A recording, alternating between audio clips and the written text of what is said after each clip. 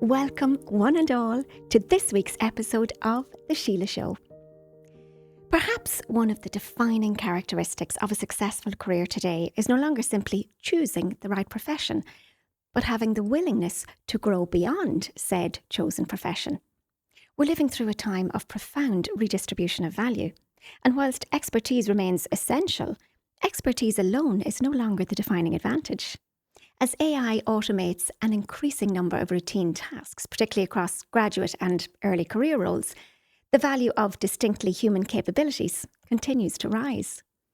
Attributes and qualities such as judgment, discernment, creativity, ethical reasoning, communication, curiosity, the ability to integrate knowledge across disciplines, and perhaps most importantly, the capacity to remain open, adaptable, and continually learning.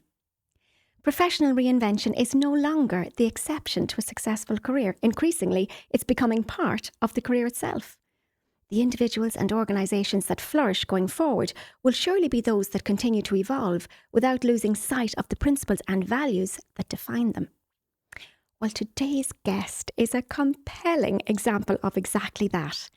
Beginning her professional life in education, she went on to become a broadcaster, notably co-presenting the Eurovision Song Contest before qualifying as a barrister and practicing family law. Today, she brings that breadth of experience to public service as a member of the European Parliament, representing Ireland's South constituency. Her journey reminds us that whilst the roles we occupy may evolve, the values that we carry into each and every one of them can remain remarkably constant. So, who have I? Well, without further ado, Cynthia Ní Mhurchú, the heartiest of Síle Show welcomes to lovely you. Síle, gur céad míle mágat. Is iontacha deo a bhean seo gur mágat as an deis. Well, níl bhuichas ortha hasca bhí mag súil go mór le seo. Nis, Kensna bhfuil Gaelic a gahanna le daine tá go bheith airca seo, the muid go le háiseach sa bhearlach, but muid a ráisirí sa Gaelic a bailbag. Will you bring us back to your younger years in Carlow? Tell us all about young Cynthia, where you went to school and what was school life like? Well, I was educated by the Mercy Nuns, a fantastic group of women. Reach for the stars. They didn't say that, but they acted like we could do anything. Do you want to be an astronaut? After your leaving cert, fine. Do you want to be anything? Anything you want to be, you can be. And I guess they modelled that. The nuns were fantastic. They were there running the convent, running the school, running the curriculum, running everything. And they were different. And of course, we miss the nuns now. But they gave us a great education, and might I say a Christian education as well. It wasn't all about reaching for the stars in terms of your professional abilities or your academic abilities. They were also very Christian, and they also taught us to mind other people and to do things for other people and to be kind. And I think I did learn that in as much as from the nuns as I did from my own mother, Columba. She was a saint by name and a saint by nature. And Columba really looked out for the underdog. And one of my, earliest memories was my mother feeding on Loch Shul, Hagach si the and Doris. We had the travellers, and they'd come to the door, and she'd grab a kitchen chair and put it outside the door and serve them dinner in a bowl. And I can remember that as a child. And also then later on, maybe as a young teenager, she taught people how to read and write, literacy. She taught literacy skills in Carlow. And I can always remember being on the go, despite the fact that she never sat down as a housewife. Daddy, of course, was the traditional earner working in the post office. Mammy stayed at home to rear myself and my other sibling, Sharon, my older sister, just the two of us. So I can always remember my mother being industrious. And I don't just mean dishes and ironing and cleaning and hoovering. I mean building garden sheds as well, cutting down back ditches and hedges. She came from a small farm. They would have done all that hard labour work in her youth. And clearly, Cynthia, you value that myriad of tasks and capacities that you saw modelled as such a young girl, because you're so diverse in your embracing of life yourself. I like hard work.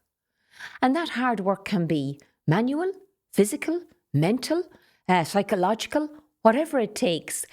I like a challenge, And I don't like not to win, which sounds like I'm terribly interested in winning all the time.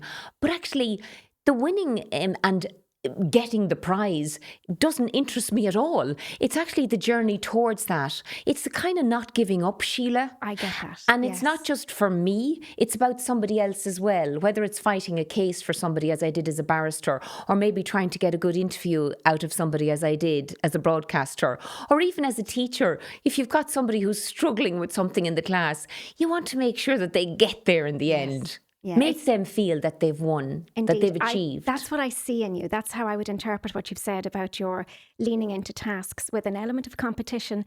I think it's to be better than your previous self. I see such passion in everything that you do and such advocacy in everything that you do.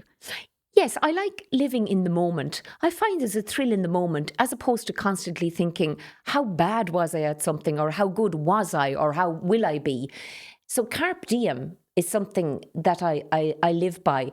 And again, I go back to Columba, our lovely mother, and she would have said, you can and you will, enjoy it, be kind to one another, at the end of the day, love one another, that kind of thing. Yeah. But it was always in the moment of, make sure that you enjoy it.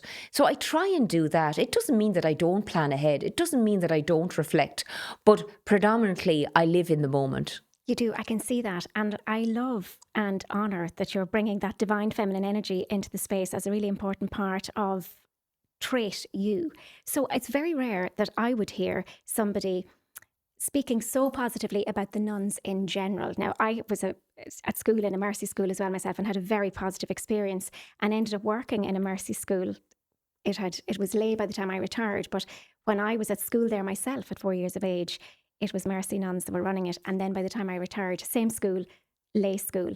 But I had a great experience with Mercy nuns as well. Not everybody does have. No, and therefore not everybody is brave enough nowadays to make that lovely generic statement. But I like that it feels natural to you to do so, and you do so authentically. Absolutely. We can only speak from our own experiences and find our own voice to express that experience. And certainly not all experiences of nuns, priests, if we want to focus on the religious, we know that there's been some desperate experiences for people in the country, and it's gone to litigation, and I experienced it when I was a barrister and so forth. It's gone to that extent, and also it's gone into politics, and it's gone into inquiries and tribunals, and you name it, it's gone there.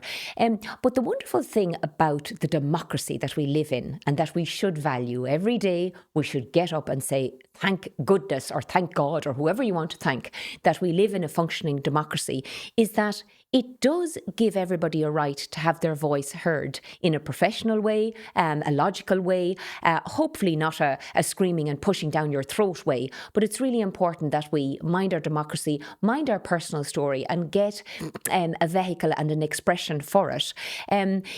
Obviously, sometimes, and I don't mean to jump to the fact that anybody related to any gripes or complaints they had with religious would end up in this bracket. But sometimes you can get people who do complain too much, or they do complain in a very negative way and in a very purposeful way to do down a certain group of people, whether it is religious or whether it's minorities. Think of the LGBTQ plus group at the moment who are hugely under attack. There's a reversal there of all the advancements that we made. Think of minorities like our immigrants. They're constantly targeted.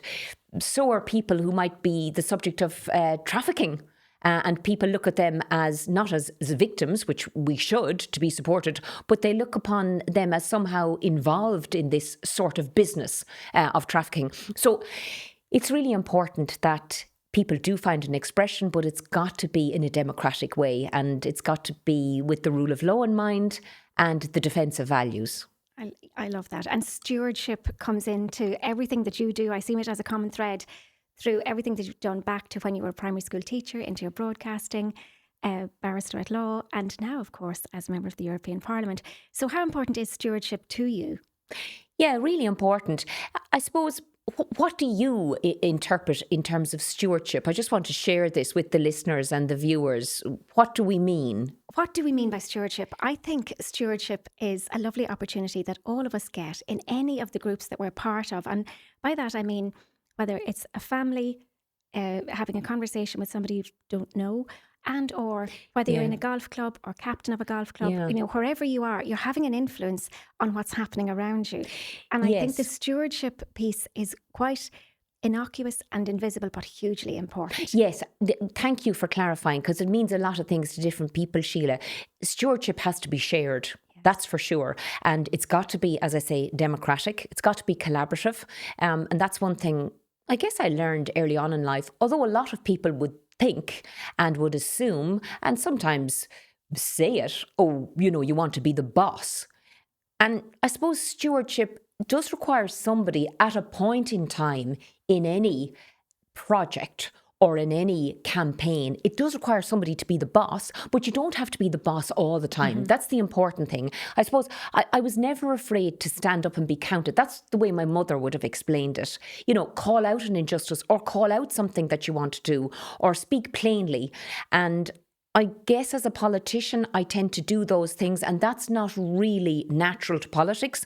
A lot of people involved in politics skirt around issues, and they don't come directly out with maybe an ambition that they have in politics or in another aspect of their life. And they tend to talk around a subject, whereas I'm a little bit more direct. But it doesn't mean that I want to be in charge all the time. As a youngster growing up in Carlow, I think I was given the go-ahead and the permission by the nuns in Aska School and in St. Leo's to actually lead out if you need to. Whether it was, and I kid you not, leading out in the Legion of Mary. I was very involved as a young kid, a young teenager in the Legion of Mary and holding meetings.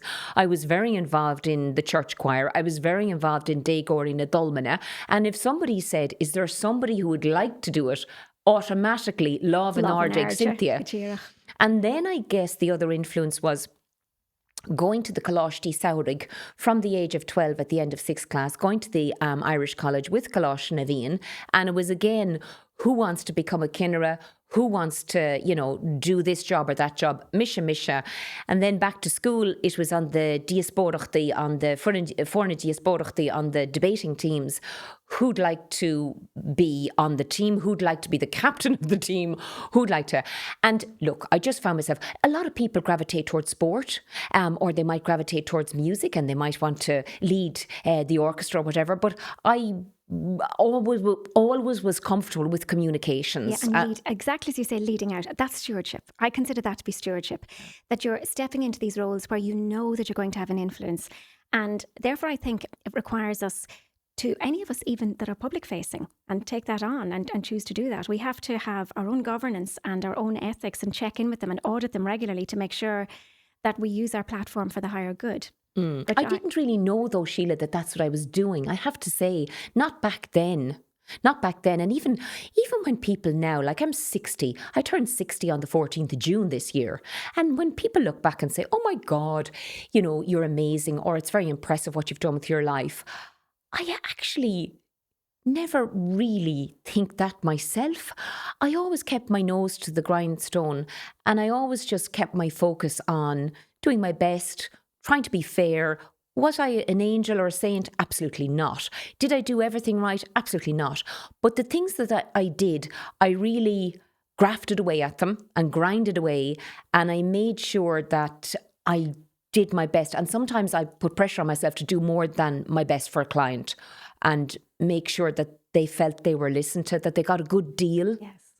Yeah, I do know that. And I've had great opportunities to hear, because as a psychotherapist, I work with a lot of people who would have challenging family circumstances to push through. And I have had occasion over the years to hear wonderful stories about you and your advocacy, and how anybody who was lucky enough to have you representing them felt quite lucky and knew from the very get-go that they were going to get through successfully. So you feel very strongly I do chríostaí fadú na rudaí a bhain le mré acha heritage marm sa hain. Oh, good dírech. And that comes again from my mum, who was a feminist before feminism was popular. And she came from a family of 10, 4 girls and 6 boys. And she realised there was a difference in how the girls were treated or the attitude towards them. And of course, way back then that was just part of the culture and so forth. And she wanted to do things in life professionally, and she didn't get an opportunity to do them because she was a woman. rath na lads ag scoil fríomhaideach, but bheith na chalíní gáil an gréiscáil Sin made a horla. Agus dimig an chuid gus na draharcha raigadi an Ulscoil. They went to the university. She didn't. She was told, listen, there's a secretarial and typing course there available for you. She has an bóthar away lat agus déine sin. I'd say she wanted, I definitely know she wanted to be a nurse. She wanted to be a teacher. She wanted to be much more than that. None of those opportunities came her way. So she was somewhat underemployed. Yes. Whereas the boys might have been even been overemployed. Yeah. Because that was just the culture of the time. That was the culture of the time. But that didn't mean that she sat down and she moaned and groaned about this. She did many, many things. And talk about reinventing. My mother learned how to walk about 3 times in her life. One was because she developed polio as a young teenager. And then she had several strokes. And she learned and relearned, and it's a metaphor that I brought through. And in fact, we spoke about it on the day of her Requiem Mass, about the fact that she constantly reinvented and constantly tried again. Amazing stamina. Amazing stamina, and such a beautiful relationship between the two of you throughout your lives. And you would often remember her on her anniversary. I would see that on your socials, and I can see the pure love. And it's important to you to keep that alive. Yeah, and it's important, I guess. It's important, I guess, at this stage in life, with regards to promoting women's issues, that we don't sit back. And it's a bit like all other minorities as well. We think, and we have indeed achieved an awful lot, but we still don't have, for example, on the women's issue, we still don't have parity of pay. We still don't have parity of pension income. We still don't have parity on a lot of fronts. And of course, women are more visible in top roles, but just underneath those top roles are equally important roles where women are not there. I'll give you a concrete example. In law, we see an incredible amount of women in the top jobs, such as the DPP, or such as Supreme Court judges or whatever. But if you look at the law library itself, made up of senior counsel and junior counsel, if you look at the amount of senior counsel who are female, it's far, far less than the male senior counsel. Now, why is that? There are still barriers.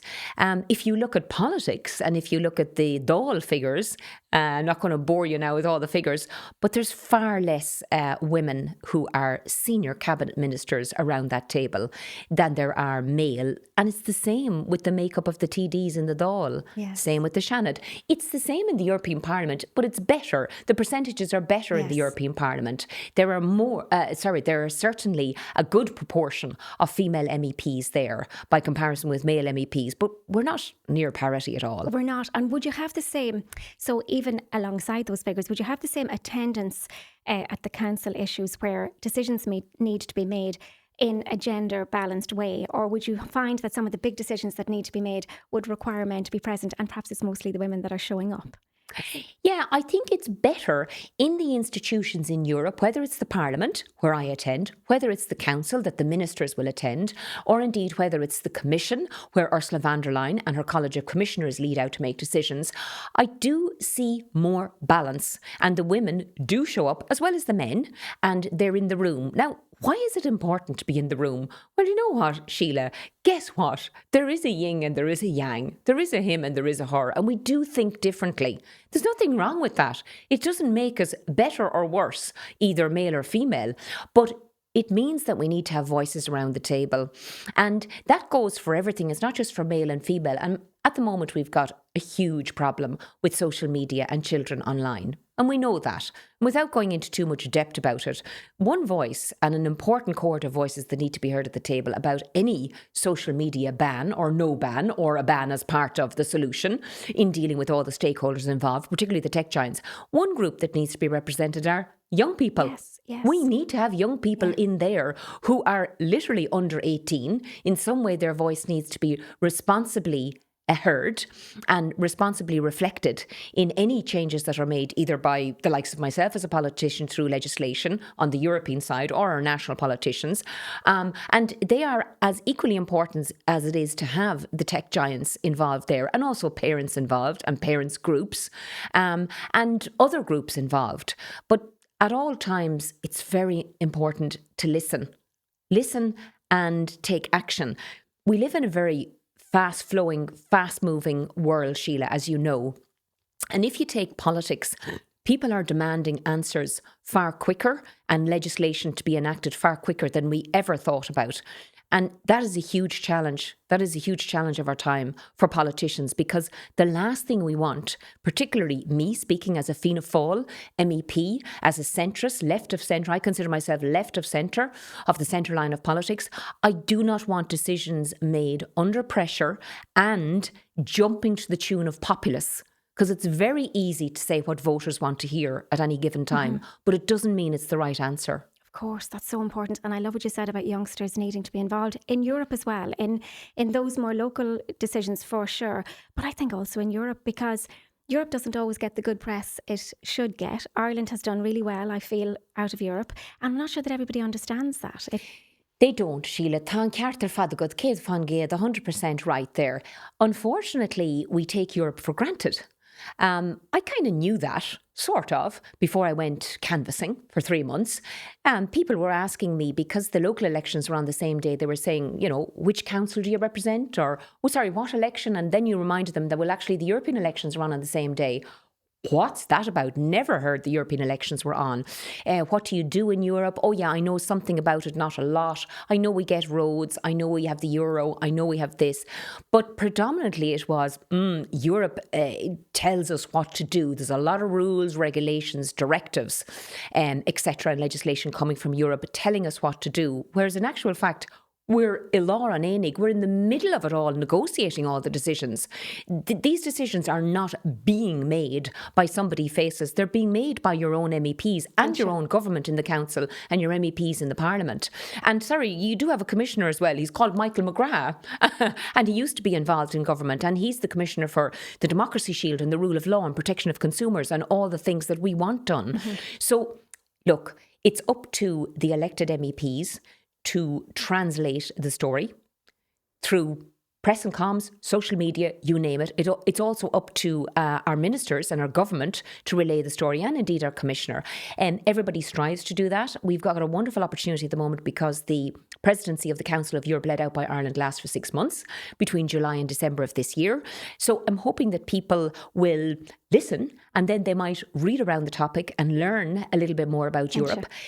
Europe is very important as problems become more global. Let's take the environment.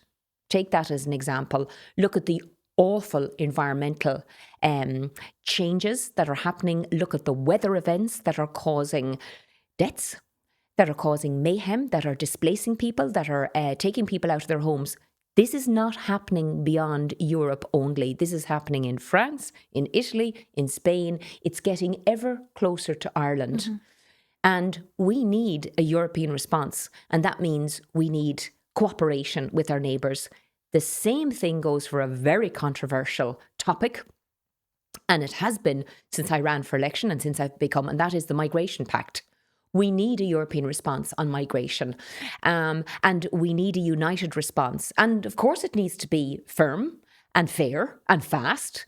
And some voters would like it more furious than fast. But that doesn't mean that we'll get the best results from a human rights point of view or from a rule of law point of view. So politics is tricky at the moment. Demands are heavy and demands are being constantly made and constantly changing. And there is always a finite budget, Síle, ag deireadh an lei. There's a certain amount of money that has to be spent in any given budgetary period, whether it's in Europe for a 7-year period, which we're negotiating now to roll out from 2028, or whether it's in Ireland, the next budget that's coming up. And people, of course, want the same things, more money for them to decide through tax cuts to decide what they can do. But then there are infrastructure issues that need to be sorted as well. So it's a constant balance. Yeah, constant balance. And of course, there's an accountability factor as well there that I know is very important to you in terms of said money. So Northadini Egg, Kahu Aragids, Watcher, Cheerby, taxpayers' money. It's very important to you that there's an accountability. Tá sé ríthálach. Cholamh ma tú a cantir sin river agus chorma ansem sa túra ma bhí agus fadúda. Absolutely. At the moment, I've led out a little campaign, Fachtas Anna Bheag Maidir le public procurement. So where public money is being spent in relation to providing services, big costing budget services, we need to follow the money, o húscadera, from the beginning to the end. And it's just like walking into your supermarket and saying, here's my list, whether it's on your phone or whether it's on a scrap of paper or whatever, and here's my money. So the list is there. I think it's going to cost this amount because this is the amount I have in my budget. And you come out ag deireadh de chuid siopadóireachta at the end of your shopping for the week for your family on a budget with the cost of living crisis. And you need to make sure that it balances. You need to make sure you haven't gone over and that also that you've gotten good value for your money and that you've got the right produce or you've got it at the right price or you've got a few deals on it, but you've got the best price and you've got the best product to feed your family. Yeah, and conversely as well then, money that is ring-fenced, that it gets used wisely, that it's not just, I mean, it's so important that we have people who will audit the using of the money. If effort goes into ring-fencing money for a certain thing which is hugely needed and required, and then if the manpower isn't put in place to follow through on that, it's such a terrible waste of time and effort, and people would lose interest over a period of time when that not story only would lose interest but become, and more than frustrated, they would actually, and rightly so, be very angry and asking questions and saying, why is this project, whether it's the Children's Hospital, whether it's the Iarnród Éireann project in relation to updating signalling, whether it's in relation to the bicycle shed, whether it's in relation to all those awful misappropriation, I suppose, and misspending and miscalculation of monies that we've seen, of course they're going to get angry. And we do need to be accountable. I always found at the end of the day, whether I did a job, the buck stopped with me. Maybe that's because, Sheila, I was always self-employed as a journalist, self-employed as a barrister. Now I'm not self-employed. But the training that I've had over the vast majority of my lifetime working for myself will never leave me. And that is, the buck stops with you. Did you give good value to the customer, to the client, to the voter, to whoever wants to avail of your services or your talents? Sure, I feel that probably goes back to Columba as well. I think you were probably learning how to manage accounts at a very young age. Because I glean that Mammy ran a very tight ship. Mammy ran a very tight ship. She had to. There was one salary coming in. Dad was a post office worker. He was a clerk and he was paid very modestly. And we knew he was always going to get a pension at the end of his days. So it was as much about the pension as it was about the modest payment. And she had to make ends meet. And she also grew up at a time in a family of 10 post-wars, when they were watching everything. So there was a lot of darning and there was a lot of stitching and there was a lot of circular economy going on before we even knew it was called the circular economy. Achúrsal. Like, it was fun. Kense. And I think those lessons that we learn in our formative years that we can repurpose later, we hold tight to them, we honour them because we know the roots from whence they hail. My kids slag me. I mean, they grew up post-Celtic Tiger, I guess, or maybe during Celtic Tiger, but they were young then. And I'd come home with something. Invariably now it's a joke. It's a running joke in the family. I'll come home with something and it could be any product. And my kids, not kids anymore, 26 and 24, will say, must have been on the cheap shelf. First sin to buy, wouldn't have been bought otherwise. And we laugh about it now. But I'm not motivated by money, and I never was. I know money is very important, and I know money can be very helpful. And that's the one thing that used to kill me when I'd see women in distress through divorce proceedings or childcare proceedings or any kind of proceedings in the family law courts. They just wouldn't have the financial resources to survive, let alone move on, let alone help them. And that's why I suppose I was most rewarded when I did legal aid work. Yes. Because they didn't have to worry about paying me. I was able to give them the service that the private client was getting and the state paid me. And I could see they were stuck. They were stuck in terms of re-educating. They were stuck in terms of moving on and even getting a refuge for themselves and their child. They just didn't have the wherewithal and the financial resources. They might have had the talent and the intelligence and the family backup and all the rest, but there was no access to money. And the same goes on. Take it out of the family law remit. Bring it on to business, SMEs. I represent SMEs now on a committee that I'm on, the internal market, consumer protection, IMCO it's called. But it deals with businesses as well, and it's trying to make the market more integrated. And looking at access to capital for SMEs, a lot of women running SMEs, looking at access to capital for women, it's actually different than access to capital for men running SMEs. So there still are the differences there. Money helps an awful lot. It never motivated me, but I was lucky that I came out in 1984 out of Leaving Cert. I went to Carysford in 87. Everybody left the country, Síle. Bhí daoine ag fágáil na tíre, mar bhí mar beobacht. There was a major recession on. There were no jobs. A lot of the people that graduated from Carysford College of Education with me went to the Middle East to get jobs. And they went to London and they went elsewhere. I was lucky that I got a job. Then I didn't. Then the job was undone. I got a permanent job. Then I was told after a year, Níl sé bún go fóilín. Céig rá post all in the Goming Wales Colony Huish go gaharlach. It's no longer permanent pensionable job, Cynthia. And I scrummaged around, see what I could do. I got a teaching job, but in the meantime, I'd applied for RTE out of the blue. So I was lucky to be able to stay in Ireland 87, 88, right through into the mid-90s. And then in 97, I left RTE and started up as a barrister. Things were beginning to improve in Ireland at that stage. And then, of course, we had we had years of the Celtic Tiger, and then the Celtic Tiger falling apart, dying. Indeed. But weren't you wonderfully brave, though, to embrace all of those new opportunities? The opportunities were there for everybody, but not everybody saw them as an opportunity. Yeah, not really that brave, to be honest with you, Síle. Sometimes needs must. I don't think of it in terms of bravery, and that's not to, be totally humble about it. Just practical common sense. What do you need to do? I had a job in teaching. Suddenly I didn't have a job 12 months later. So I said, I will teach in part-time jobs. A part-time job came along, but in the meantime, so did a contract job in RTE. So I thought, hey, I'll try this instead. I can always go back to teaching. That's the great thing about being a teacher. You can always go back to it. RTE then led to 10 years. I thought it was going to be a contract for, I can't remember the first contract. Maybe it was a year. Maybe it was more. But the contracts kept piling in and piling on. And then one opportunity led to another. And suddenly I was a freelance journalist as well. Suddenly I was doing a lot of things in print, in radio, in TV. And then suddenly I thought, hey, I'm kind of a bit bored. I sort of forgot myself throughout all of this. And I should be doing something else. A lot of journalists at the time in RT that I was there were talking about this course in King's Inns, and you were able to do it at night. Yes.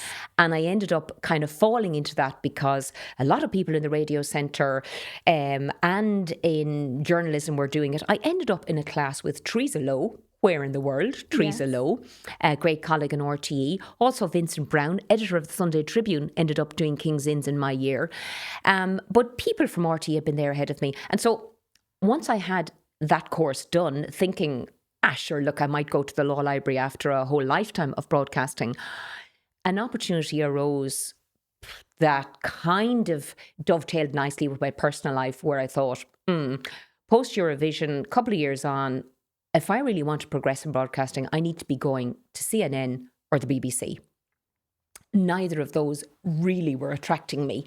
But what was attracting me was getting married to John, my long-term boyfriend, partner, settling down, as they say, and having a family, and putting down roots in Carlow again, but starting a career in law on circuit. We call it on circuit, the Southeastern Circuit.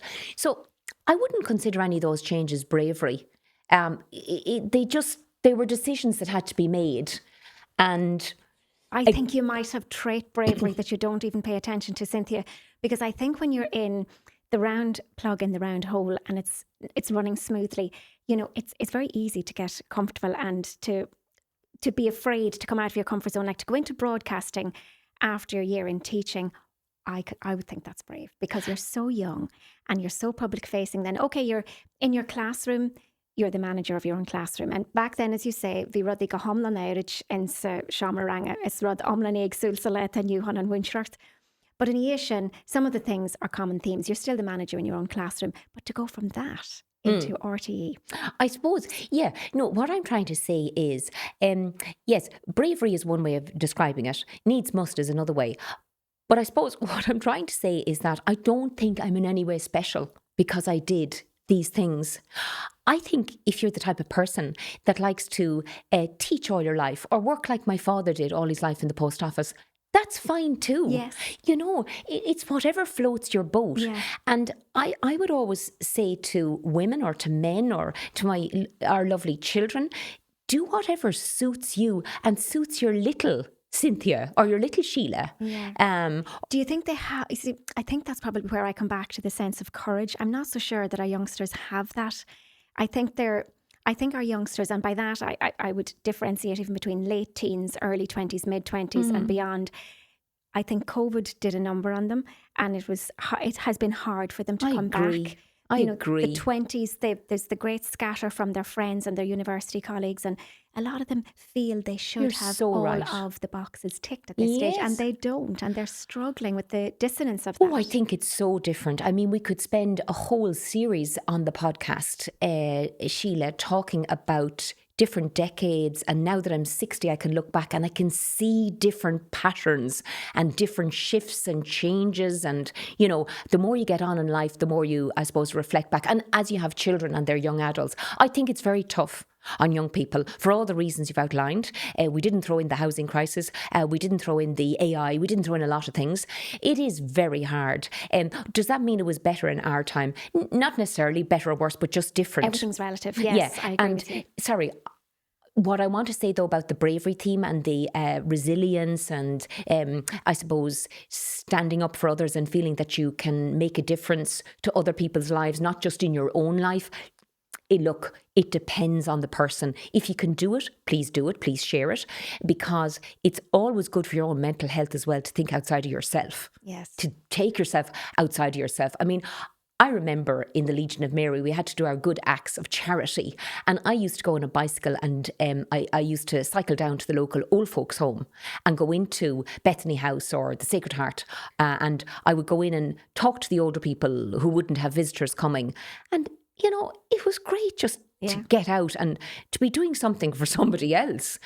And I guess that muscle was activated in me very young. And that's why it helped me later on to feel good about helping people. And I still feel good. That's why I like politics, because I do feel good helping somebody out with a problem or explaining to them a piece of legislation about Europe and why I'm useful to them in Europe. Because if it improves their lives one little bit, well, that's good. Share it around. And it's a two-way street. You can see on you that you thrive in that space. Oh, yeah. You were talking about Ireland being at the helm presently in the rotating presidency of the Council of the European Union, which is amazing. Lithuania and Greece next, am I right? Is that the trio? Absolutely. So, correct. Could you find now so Lithuanian, so tá ceathar uair asteoirí Cailithe agus fástaí bhfuil ceartagam. So go dé cíle se? Bé siad fástathe le cúnamh déad, bé siad fásta go sealadach. Go bunúsach, ó chum amach chun na Eorpa, bhí sé gcónaí geistagam I rihan achtais chun a bheith tufa agus fiúháin rivisin. Bhí sé gcónaí geistagam gomach an Ghaeilge lárnach bucheart gomach sé, ní gádam dolisteach sna fáhannaí, ach ó chuig mé amach tá mé ag úsáid mo chuid Gaeilge chomh minic agus is féidirlam ach fuair mé amach an drochúir nach rá mé inán mo chuid Gaeilge a úsáid go profisiúnta a chumáin in Strasbourg. Cé go bhfuil an Gaeilge mar hanga if I gúil aibre I Parliament na Eorpa ó fiche dó. Agus tá sé mar hanga if I gúil aibre sa chóirle agus sa choimisiún ach ní léon aib ag úsáid Gaeilge sa dá ionad sin, sa dá institút sin, an cóirle agus an cuimisiún, mar go bhfuil líon áirithe a teangarí agus eistrathirí fostathe an ach tá feib a buint leis an Parliament. Na cheapá nachmach éon aib sa Parliament tuis go bhfuil na feisirí tufa sa Parliament agus tá si den ionad is a bheith an in ionad agus mar ro ag na vótóirí. So Dír na vótóirí ormsa ag cá vótachum mo chud Gaeilge úsáid a mos sa Parliament. Agus an chéidir de fuair mé amach nach rá mé ábaltaí úsáid a chamáin ag an sesiún plédálach I Strasbourg agus ní hálinn sin a chóir sa bhí.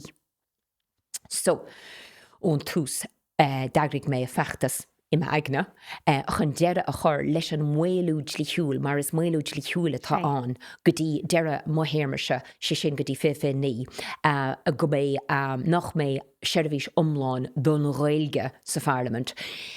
Caithfar a chóir a dhéanamh sin go dlíthúil gach sé bhí, so an rud a thosaigh mis ná feachtas chun féchant go géir chúiseach gach sé bhí agus tá arm stocha a ráis a bhuichas leis na hiireachtaí tásúil agam. Agus ag daine eile tá an scéal ag dul i bheabhs agus le cúnamh dé rivier an terma bé réitach fad termach an sa Parliament agus curfar le cúnamh dé curfar deire leis an mhuilúd liúil seo agus bé na hatteangarí atá de dhéaran bé siad fostathe.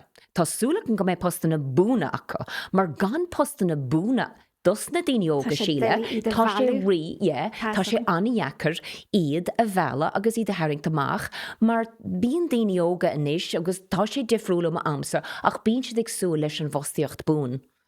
Mar leis an gúla a bheacúgus an gcuigrá siad sús ní rá rudí búna an. Rinn tú tagart an sin de COVID, rinn tú tagart, rinn mis tagart gan bust, bust acnamíochtagus mar sin de, agus bín siad ag súile le rudí búna inis. So le cúnamh té, le fostaíocht bún, bé na hatteangarí an, tá níl an aib chéanam a baint leis na heisteathirí, bud becheart gomach an líon áirithe fostáirí seo an do teanga na Gaeilge, mar tar sé cortha síos sa dlí. Tá sé sa dlí, so go mar eiscetí an dlí, agus cámid an dlí a choirí bhaim. Nach aontacht sin. Agus sin seo, ba daine óga le go léireach a gceiste go so daine óga a chur isteachar. Daine óga a dhéirí simán. Agus tá daine ag déanamh an dara post an trio post chomá, so tá daine abí i gceist chomá. Agus bé daine ag bugad béidir ó institúd amháin go dtí institúd eile leis na cáileachtaí cuí ach Cami daine anmh de go nearcóine sé a bhí si cuí na daine atá ilúnta agus go mé an sé a bhí seán. Agus is cum atá duine amháin nó bert nó trúr ag úsáid na Gaeilge, mar tá sé seo hán do gach tanga ifigiúil eile, agus fiúháin an bhaltais, bhí an bhaltais an tanga sin hir Malta, bhí sé sin I driblóid chomá, ach tá sé sinne I dul I bheabhs agus beag nach réití. So si an Gaeilge an caiinéanaar atá fága faoi láthair, agus ní féidir len chursús le sin. An na maitú. Tógann sin mar chrí. Bhí mar ggurca sin ag tarla ar LinkedIn agus airad sama go mánta se justice power. Was go seo fásta. In sin se scéal am le éagsúil den mórtear a chuir na strachair ó híh dói a chachan siad síls agus a beidir daine a bhí basanneart in éireann agus a hána go déú postin nó beidir gro siad a geirí bogú beidir even daine nachró síl clannas acu go bhharmachtaífa chin siad an deisio in san Europa. So an mín siad le go bogúháin nó mín siad go brúnhála.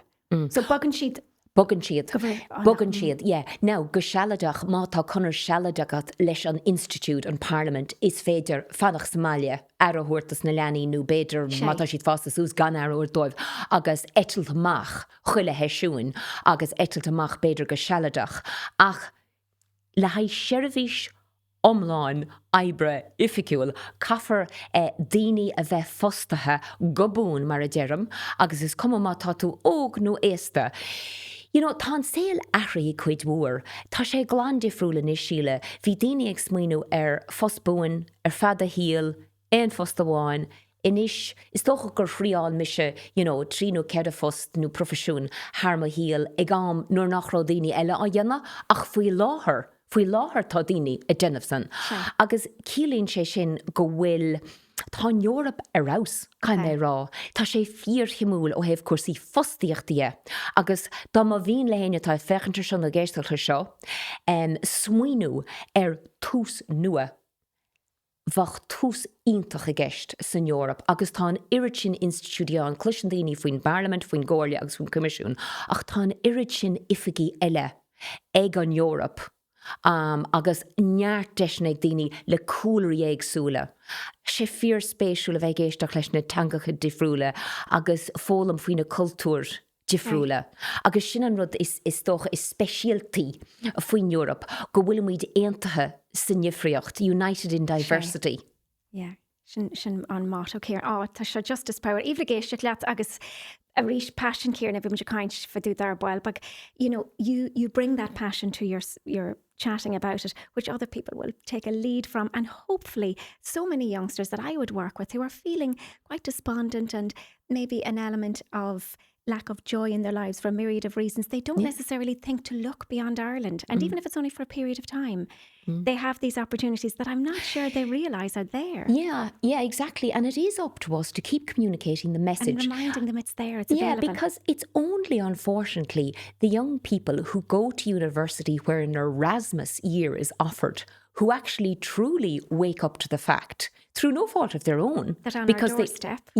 that Europe is on their doorstep. They go and they do a half year or a year in a European university, and after that, they kind of go, wow, there's a whole big world out here and it's called Europe. And you know what? I'm European too. I'm Irish. I'm proud to be, hopefully they're proud to be Irish, but I'm also really proud to be European.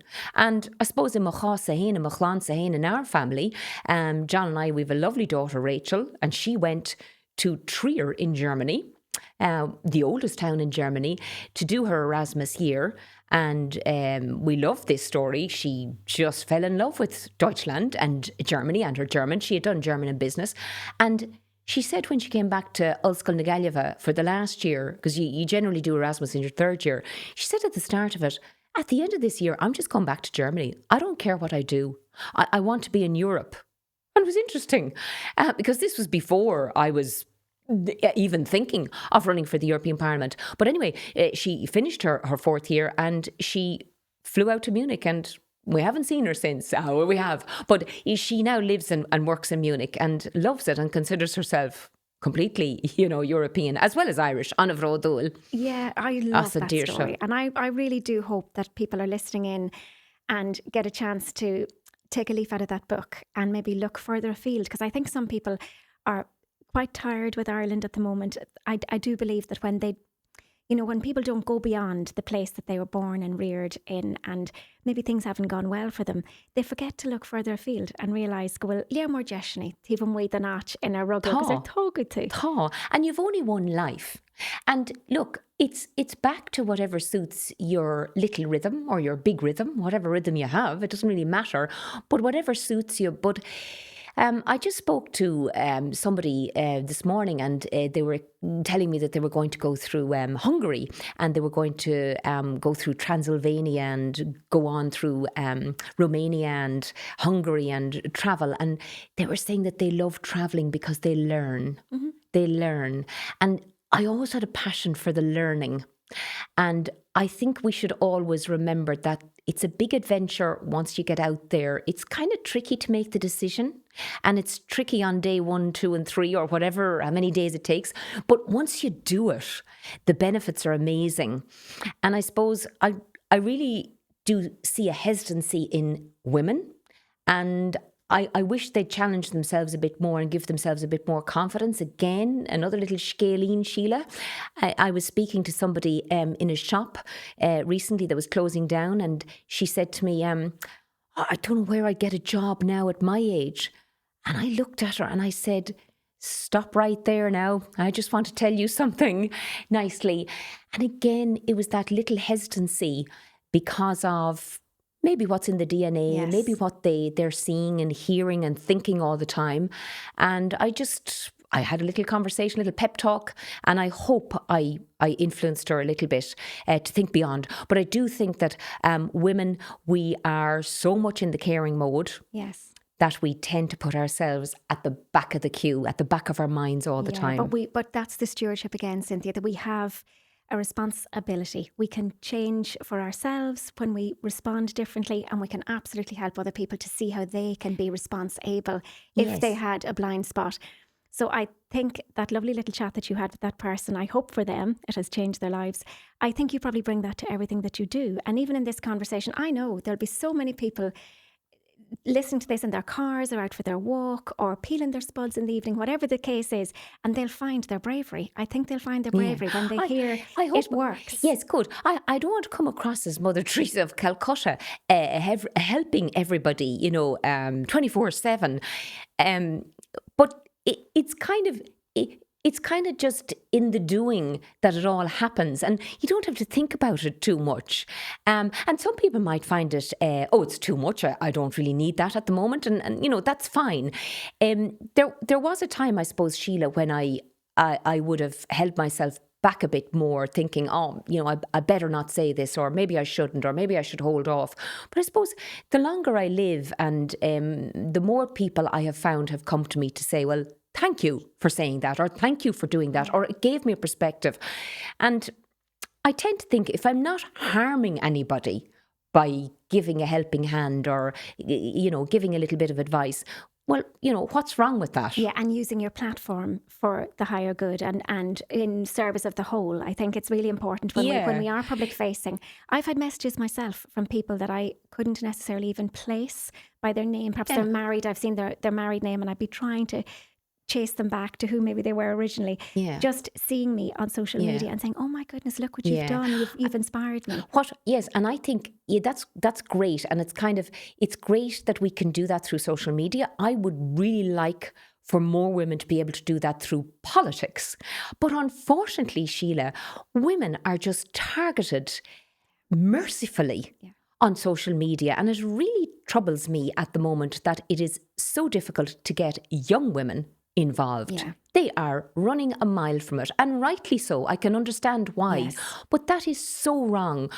We have young men coming into politics. I'm delighted to see them, but we have less young women coming in because of the awful onslaught and attacks on women on social media. And I'm talking about politics. Yes, politics in particular. Yeah. But if we don't have young female voices coming through to replace the likes of Cynthia and other politicians involved, we are going to have a deficit, Síle. Deficit in laws that are being debated, laws that are being drafted and legislated for, and so forth, and in all the decisions that governments have to make. Yeah, I agree, and I echo your concern. I heard you speaking really eloquently on the Laura Dowling podcast about the misogyny in social media for women, and it was really arresting and alarming. But again, your confidence as you spoke, and your lovely colleague Kathleen, and Laura herself, she's fabulous. And it was so lovely to see her over there with you. It was great. She's a fabulous advocate for women. She's a fabulous advocate for fun and for staying young. Yes. Not unlike yourself. She's amazing. Yeah. She has reinvented herself so many times, and she and her lovely sister, and again, their lovely mammy. There might be a nice theme coming through here. The women who survive and who thrive, but who do it in service of the whole. There's certainly a nice theme coming through, I see, and I'm thinking as well of Miriam O'Callaghan and her lovely book, and she speaks so beautifully about her gorgeous mammy as well. Is there something of that divine feminine energy coming through? The Dowling girls are so close to their lovely mammy. She's a huge part of their lives. Your mammy was so precious and special to you. Miriam Callaghan speaks about her lovely mammy still with such adoration. And I'm wondering, even as we speak here now, is it an opportunity for us to go back into the heart centre? How we come home to ourselves, I think, is probably an important part of the bigger picture as well. Well, I love you talking about mammies. Daddies are so important as well. I don't want to take away from them in any way, but can I just say personally, I've done a lot of things in life, but being a mammy has been the most exciting, without a shadow of a doubt, and the most rewarding, and the most exhilarating, and the most educative, and the most also funny and sad, and obviously it's frustrating as well, trying to rear children. There's all of those emotions. But I'm so thrilled. I'm so thrilled that I was a mammy, that I am a mammy. And I loved the role as well of being a mammy and thinking about it. And would I mother in the same way as Columba, or some of my aunts who were different, or, some of maybe my godmother who was very different or something? Or how would I be this mother? And yes, I think mothers need to be celebrated. Maybe we should have 2 Mother's Day or 10 Mother's Day a year. But yeah, I think the mother, maybe it's the Irish mammy in particular, is the linchpin of the family. And there is a theme developing there. And I think being a mother is very hard. And I think it's particularly hard for single mothers, or for women who are disadvantaged through anything, through their upbringing, through maybe abuse, through lack of education. It's very difficult. It's doubly difficult when you become a mammy, because you do feel, I suppose, this this pressure to be the best mammy that you can be. You just want, you never want to try and live your life vicariously through your children, but you so dearly want everything for them. Yeah, I'm glad you said that about the vicarious living. If there's one thing that I did bring to motherhood, and that was that I wanted to myself and John, we wanted to create really deep roots when the roots needed to be put down, obviously infancy and childhood and teenage years and so forth. But then we wanted to say, but fly. Yes. Fly. Think about flying as well. Yes. Think about going. Think about emerging. Think about going away, but coming back, because guess what? The roots will be there and they'll always be there. Yes. But it's always good. I always remember going to, I think it was the Dalkey Book Festival, and the wonderful Edna O'Brien was delivering a lecture from the stage, God be good to her, and she was an amazing, iconic woman, matriarch. And she said, in our day, she said, our mothers owned us and we were their chattel. And it was just riveting the way she said it. And she was talking about mothers, this theme, and she was basically saying how difficult it was for her and her generation to unshackle themselves from their mothers. And I thought it was very stark. And I thought, yes, this is something that resonates with me, having looked and talked about this with my mother, Columba.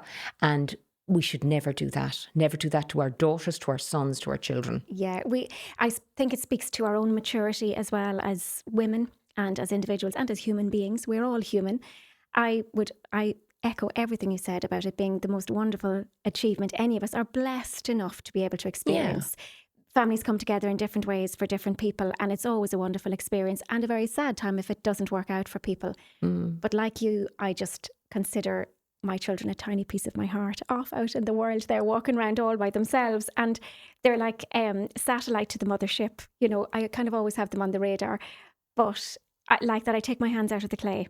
I have, my eldest is 29 and my youngest is 24. Oh, and great. They're just gorgeous. Yes. Like I really do feel, I go to mush when I think about them. Because I'm the same, Síle. Maringana. Yeah, I mean, Tamachri just could talk even a smoonch or I guess a manga more gairy at even go well Virginia can't who Marsha in Suspaisha because clushy sheets and Shahari so gives a brush at other G Machri, I mean, na Habagur the can't for do doing your Ishta will Gabrielle get live can't I? But isn't it just so lovely when you know that you've put young adults out into the world who are gentle and kind? Shinti yeah. Agus nor a chlishin tu dini ella a raw. Oh, listen, bhúil mé le de inín agus, tá sí cinálta, bhúil mé le de wach, tá sé cinálta, tá sé lách, tá sé das, deavésach or whatever. Yeah, it's really important that I suppose the values that you try to instill and teach, that they come back. And that you see them through the kids, but then, you get some reports and so forth. But yeah, family is wonderful. Not every family is perfect. And we tend to have this kind of construct of a family as well. And it's false a lot of the time. And nobody needs to be perfect. What you need to do is have tolerance and respect and chat. Try and chat. Keep the communication open. Yeah.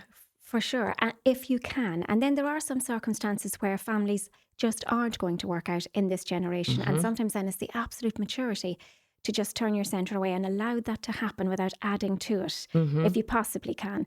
It's a very complex situation, not for the end of our discussion, but I do see it in my own practice that some people are very broken and family units are very broken. Very. And sometimes the most emotionally intelligent thing to do, or the person with the emotional literacy, is the person who will actually just turn their centre away, not because they don't care, but rather because something isn't for fixing in this generation. And I think that's a lovely part of that Christian priest you spoke about earlier, that lovely foundation that you had with the nuns and that Columba reinforced for you throughout your life. We just have this knowing sometimes when there's something we can do in our stewardship, and when sometimes to not do or to not say is our stewardship of another kind. That's so true. I think it's knowing when to remain silent. Now, that can't be confused with bottling up.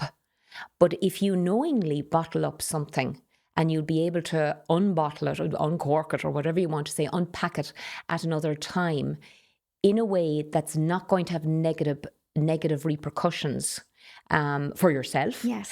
because you're parking it. I think that's better, because the alternative is that everybody in a dysfunctional family wants their emotions out there, thrown out there, and mixed in the midst of everybody, and everybody's vying for their emotions to triumph and to trump over the other person's emotions.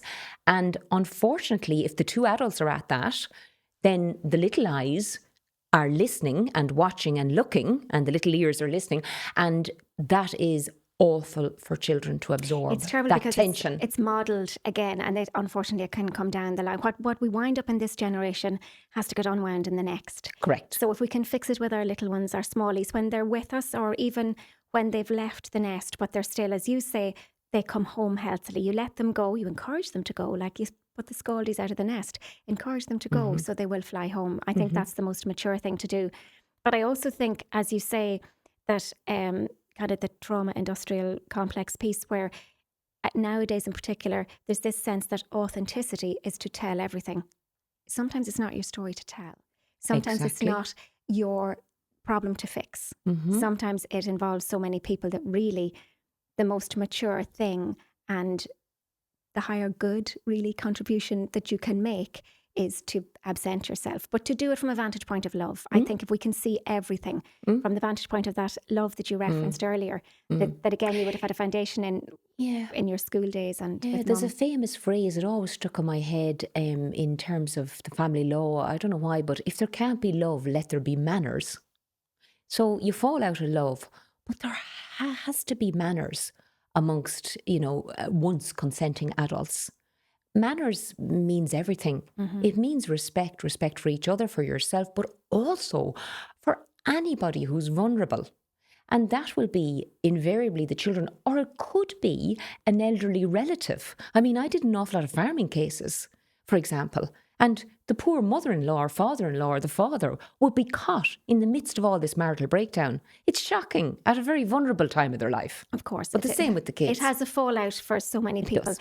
It seems like a perfect segue to ask you, what is the legacy piece? We've talked about the resume, and my goodness, is it colourful. I could talk to you all day. I honour all that you've done. I think it's a fabulous example to women everywhere to keep her lit, our lassie, keep her lit. Only if it suits you. Yeah, well, only if it suits. Yes, well, only if that form, if your form. But I still think keep her lit. Like, the way you did it is so industrious and so avant-garde. Well, certainly when you were younger, to make all of those changes, so brave. But it is the changing culture of our time. It's not really about a profession anymore. It's about growing beyond your profession from the get-go. Yeah. So we're in a culture now where it is more normative to change and to reinvent and to be creative, and there's a return to entrepreneurship.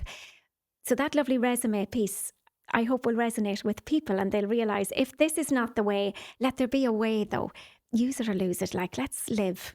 Let's live right on to the very end. Let's not let lifespan outrun health span. So let's not cut our hair short and get a perm and get our flat shoes on. Isn't that it, really? Cynthia, you're so funny. I think that's the message. Oh, well, there my was a goodness. time when women did that. And now it's a different time. Yes, I know. Well, if you like your hair short, you like flat shoes, that's okay. But I know the point you're making. Listen, what about the legacy piece? We've heard about... So the resume is there. It's amazing. We can read it and we can see it. And in your case in particular, how long have you got to get through all of it? It's fabulous. What an achievement. And what a lesson in life for the rest of us watching. What about the trilogy piece? What about the legacy piece? How would you like to be remembered by these gorgeous children of yours and by all of the people that you've had the pleasure of working with and that have had the pleasure of working with you? How will you have left the world a better place? Oh, well, now, I don't think of legacy in a professional sense. It has never crossed my mind, because I still feel that I'm 18. I still feel I've just done the leaving cert. Yeah. My body tells me I haven't, right? Because I'm not playing as much squash now at all. But in terms of my professional legacy, I haven't worked it out. But in terms of my legacy to my family and to my friends, I would like them to have experienced kind Cynthia, caring Cynthia, and somebody who stood up for them in their hour of need, and they for me.